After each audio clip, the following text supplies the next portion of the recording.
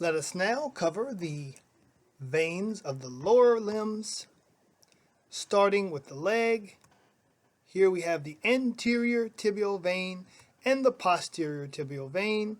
They merge and extend through the posterior knee as the popliteal vein. The popliteal vein merges with another vein to form the femoral vein. The femoral vein then merges with the great saphenous vein, and I starred this vein because we don't have a similar artery. Notice that this vein is large and long. It extends the entire length of the lower appendage on the medial side.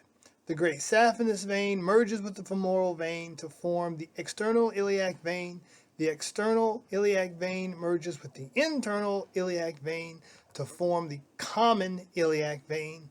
The two common iliac veins merge to form the inferior vena cava.